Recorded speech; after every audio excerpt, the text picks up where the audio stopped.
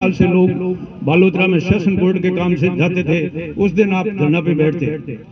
अगर उसके बाद में भी आप धरना बैठना चाहते थे तो एक बलात्कारियों ने गोड़िया जैतमाल में लड़की के साथ बलात्कार करके मार दिया गया था, उस मामले में बैठते।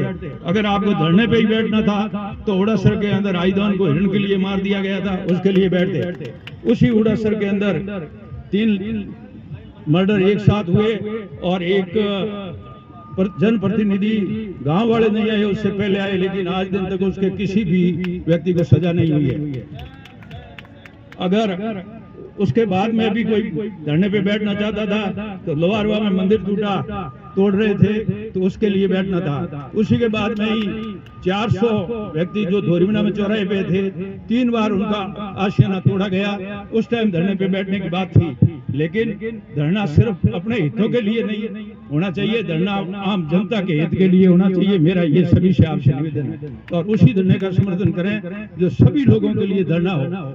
अगर मैं कहता हूं कि एक स्वागत समारोह था एक जनप्रतिनिधि का और धोरीमना में पूर्व प्रधान वहां बैठा था और उसको सरेआम स्टेज से जो बोल रहा था, गाड़ी बक रहा था, लेकिन उसके सामने ताजा राम जी उससे अपना व्यवहार की बात कर रहे थे और एक प्रतिनिधि उसको रोकने के लिए जब खड़ा हुआ, उससे पहले एक दूसरे प्रतिनिधि ने उसका कमीज खींचकर नीचे बिठाया। उसने कहा इनका झगड़ा होने दो।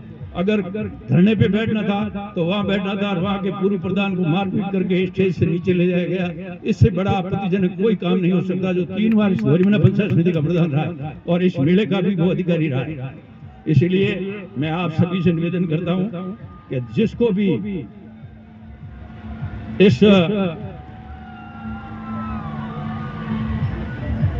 बालोतरा के बारे में अगर कोई बात है तो आप आराम से जो यहाँ के अभी मंत्री जी है उनसे मिलें, उनसे बातचीत करें और उनका समाधान वही कर सकते हैं। वैसे जनगणना आयोग के पास में ये चली गई है परिधि, अब मंत्री जी भी कुछ नहीं कर सकते, प्रधानमंत्री भी कुछ नहीं कर सकते। 1.5 साल तक उसका कोई रिजल्ट नहीं है। इसलिए मेरा कहना है किसी के कहने से बरगलाव नहीं आवे और आप अपना जो भी दैनिक कार्य है उसको शांतिपूर्ण करें और अपनी जीविका को आधार बनाकर आगे बढ़ने की कोशिश करें। इसी के लिए धन्यवाद, बहुत बहुत बधाई।